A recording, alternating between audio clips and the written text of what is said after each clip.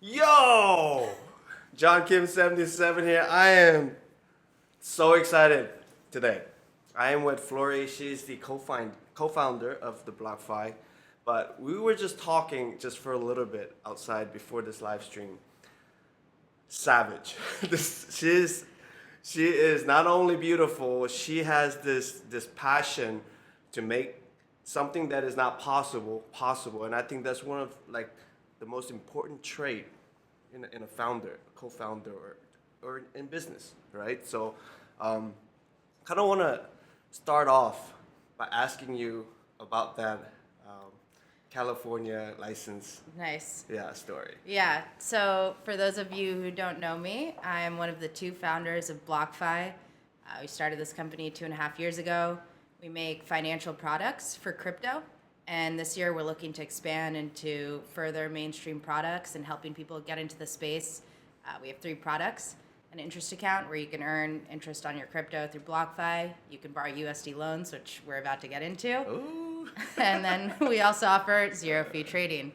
So as you can tell from everything that we offer, we're a really regulated industry. And that's like one of the things that we decided to do from day one. You know, if you're trying to build financial products in the US, you don't screw with the US government, right? No. You get the licenses first, and then you build your business. So we were talking about, how do you get started? How do you get the licenses for US dollar loans? And I was the first person to ever work with the California regulators to explain to them, hey, like, we want to take people's crypto and give them US dollar loans. Mm-hmm. And at the time, if you had a bunch of crypto, there was no way for people like the OGs of Bitcoin to get financing, right? Like if you were looking to buy a home and you wanted to get a mortgage, you couldn't tell banks that you owned crypto because they would think that you're a drug dealer. Yeah. So we said, all right, let's break this. Let's change the way that regulators think about crypto. So I went up to the California regulators and I said, all right, this is what we're going to do. People are going to give us crypto, and we're going to give you a loan. And when you pay back your loan, we'll give you back the crypto. Okay. And the California regulators looked at us and said, I actually think that you're a pawn shop. And we were like, no, like we're a lender. They're like, no, you're definitely a pawn shop. So I said, all right, like if you guys say so. So the way that you get a pawn shop license is it comes through the police department. Mm-hmm. So I picked up the phone and I called the San Francisco Police Department, and I got on the phone with the sheriff and I was like, hey, like this is our business. We need a pawn shop license. And that police officer actually knew more about crypto than the regulator. And they said, you're not a pawn shop. Crypto isn't a physical asset. Ooh. Like you're not actually taking anything from people. So sorry, like no license for you here. So what we did, we could have given up and been like, all right, well, no loans in California. But instead, we went back to the regulators and we got a legal team together and we fought for 9 months to explain to them why the only way that we could borrow against crypto is to actually take physical custody of the asset. Because the way that they were thinking about it was like an auto loan, right? So they were like, when you're lending against a car, you don't take the car away from a person. No. But that doesn't apply to crypto because crypto is like cash. It's fungible. You can spend it. There's no way to keep track of it. So the only way that we could secure our ownership of the asset or lend against it was to take custody. So we instead built our entire business model and we custody the assets at Gemini.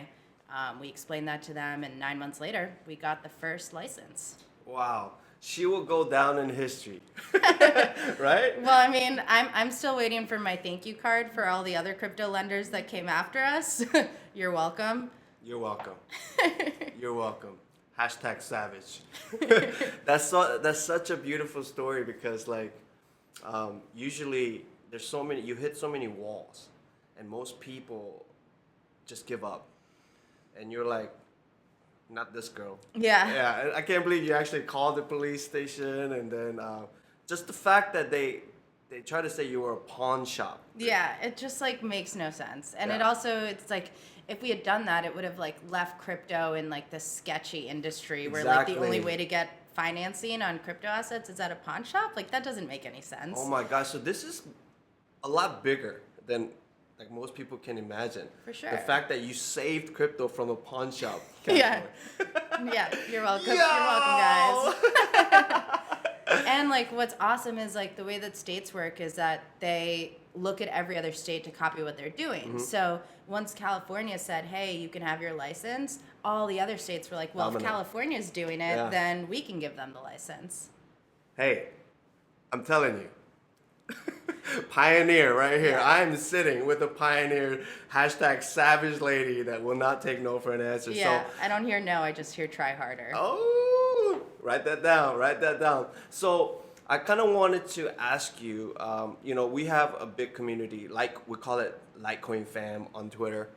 And we've been taught to not your keys, not your crypto, right? So even me, many people are reluctant to give up their private keys to get a loan.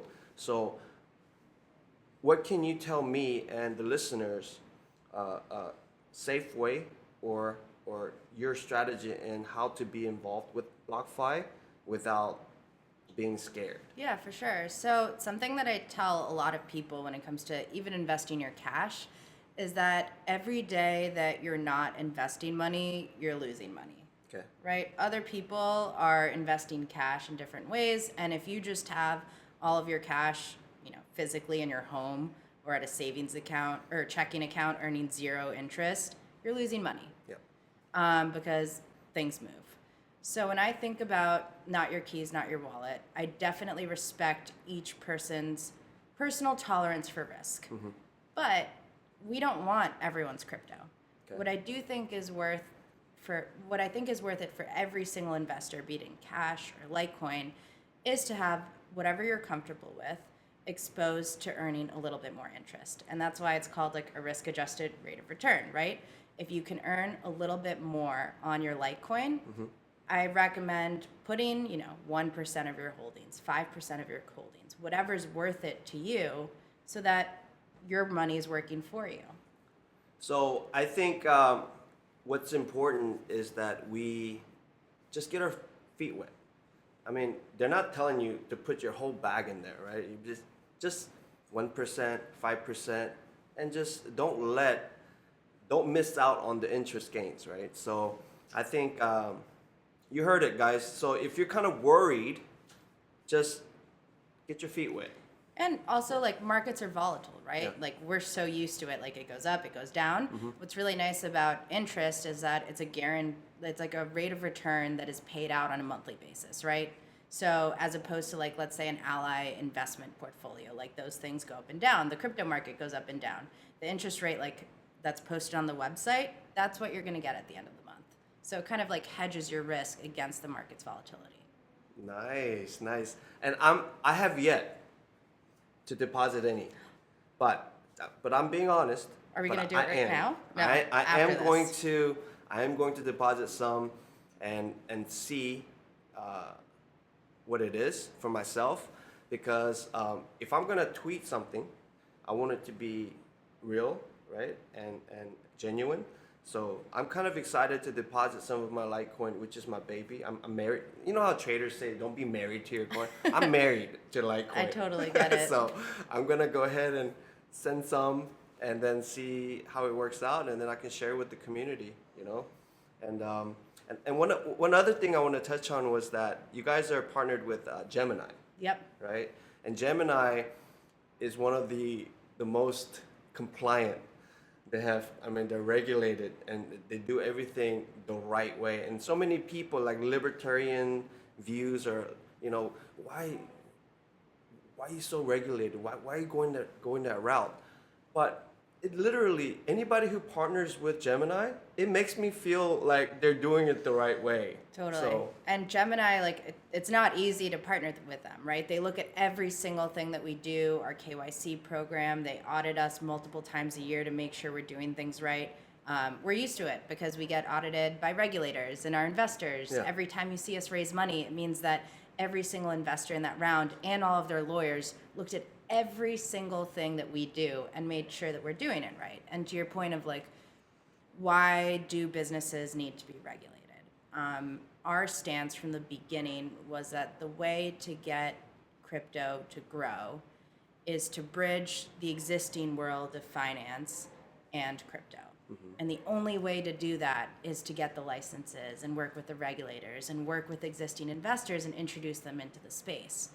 And I think now that we've built that bridge, our next goal is to get every single person that's out there that isn't using crypto to use crypto. And we can do it because we have the licenses and we built that bridge. Nice, nice. I think that should put a little. You should feel safe in the fact that Gemini will not partner. That is true. So I was at Gemini office 2 days ago, and like you get this sense of like they're a different company. Yeah. They're not playing Their around. offices are pretty sweet too. Yeah, it's really sweet. Yeah. And to be able to be considered to be partnered with them, I think it speaks volumes for BlockFi. Yeah, and the way that we're partnered is they're our primary custodian. So what that means is that we don't custody any of the crypto ourselves. We keep the majority of our assets with Gemini, and Gemini was, I think, the first exchange to get insurance on their hot wallets by Aeon. So Nice. they could do all of those things again because they're regulated and they got the licenses, so then they could get the insurance, which means your crypto's safer. Nice. So we can literally feel more safe in investing and giving our crypto to BlockFi and know at the end of the day they're gonna do everything the right way. If they built the business in that way, why would they not take care of your asset in the same way, right? So I thought that was awesome. And also tell us about that crazy $30 million round. Yeah, we skipped over that one. Yeah. Yeah, we're super pumped. So just a few weeks ago, we raised a $30 million Series B. It's just a few months after we raised our Series A, which is not usual in the fintech space. And it's a testament to how quickly we've grown. So basically what happened is at the end of last year, as a platform, we set really aggressive goals in terms of like revenue and number set of the goals? users. You? Ourselves and with our investors and our Okay. board members. And we said, all right, this is where we want to be at the end of the year. Some of those goals included, multiplying our revenue by 20 times. Today we have almost 700 million in assets on the platform. Wow. We have 75 employees in 3 different countries. In 1 year, we were able to build, ship, and launch 3 separate products.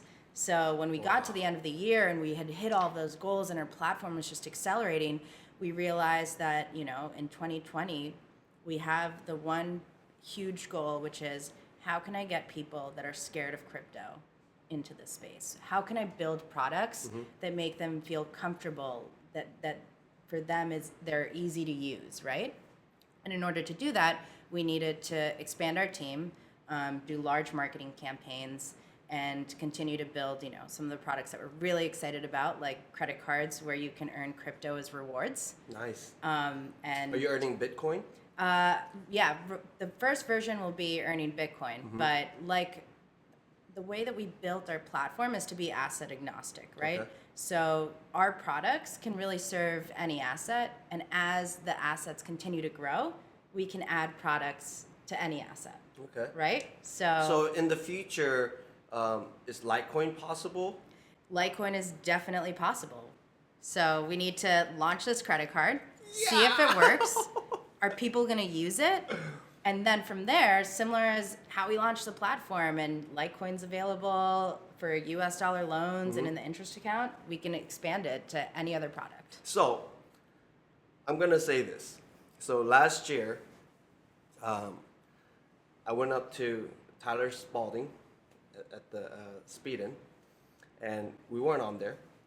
So I told him, listen, I can promise you one thing. If you add it, we'll be the ones that will spend it. We'll be the ones that actually use it. Because we've been trained as a community to spend our Litecoin to help with mass adoption. So when you do decide to, you can check the numbers, because even they will tell you that next to Bitcoin, Litecoin was the most used on their app, and then rest of them were like down here, right? Not even close. So as a Litecoin evangelist, I had to talk about that Litecoin in front of this co-founder, Savage Flori. So you're saying we have a chance? Yeah, you guys have a chance. Just keep doing what you're doing, and I think being active in the community and getting more people into the space, like that's exactly what you need to help the asset continue to grow. And we're here to help you by building products that people can use. And we're friends now.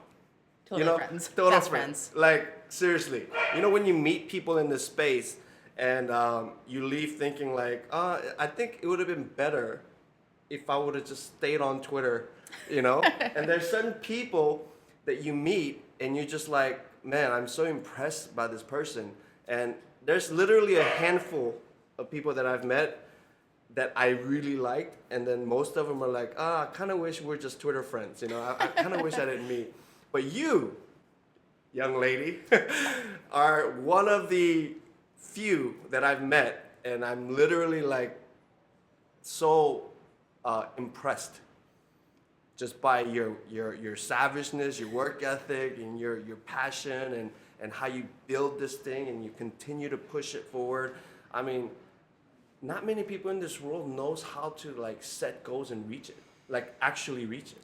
And you are like outperforming, right? Thanks, man. Yeah, I mean, that means a lot. Yeah. I think the way I think about things is, I don't really stop to ever look at everything I've accomplished. I just always am looking for what can I do next? What can I do better? What can we build? How can we get there faster? How can we make our customers happier? I think sometimes that means I don't stop to celebrate the wins enough. Yeah. Every once in a while, like the $30 million round, like there's no way to ignore that. But yeah, I think that means a lot, and thank you. And also like the people that I talk to behind the scenes in crypto, people who don't like the attention, but they're like really big in the space and they're like leaders, right? They all have great things to say about BlockFi. So, BlockFi sponsors our Funky Crypto podcast. And if I'm being honest, I'm very grateful because the BlockFi brand makes us look better. You know what I mean? So it wasn't the other way around to where like, hey, you should sponsor us because whatever. No, I call it like it is. We just started. We're not that big. But just to have BlockFi as our main sponsor is like, it makes our brand look so delicious. Oh my gosh, you're making me blush. No, it gives us credibility. It makes our brand look like we belong with the heavyweights. So that being said, because I met you and I'm here and I met your team in such a beautiful place and a great company, we're gonna up our game to make sure that our podcasts are more professional, more interesting, entertaining. So I think that's what you do. They say the oil falls from head down. You set the culture. You and the CEO set the culture of how this business is going to run. And it comes down from the top and everybody catches that oil of passion and drive and grit, right? And fell on me. Like I'm literally leaving here today thinking that, no, I want to do this podcast better because I want to be in line with who you are and what BlockFi represents in this crypto space. So, you know what? I'm so happy that I got to do a live stream. I'm more happy that I met her and seen, because you know me, right? I always say this. You're not my friend until you look me in my eyes. Because when I look into people's eyes, I know if they're real, if they're fake. She's a real one. And I am 100% like excited to see where BlockFi is going to be. Not even 2 years, 6 months. Yeah, dude, we move at the speed of light. Yeah. Like 1 month here is like 3 years in the outside world. Gosh. Oh my gosh. And I want to make sure that we do this again in the future so that we can look back at this one and be like, hey, remember back then? Yeah. Look at 30 million. your huge podcast now, and you like 20x'd your listeners, and you Yo! got like 20 times more people to buy Litecoin. Yo! So, thank you so much for coming on. It's truly been a pleasure, and my listeners and my followers know that I do not lie about things. You don't mess around. I don't mess around, and I feel inspired. I feel more confident in the fact that I'm going to give you guys my Litecoin, and just overall, I just think that #bullish on BlockFi. I love it. Thanks, man. So thank you so much. Hey, follow her and let's engage with her and let's make Twitter fun again, right? Thank you very much. Bye, guys. See ya.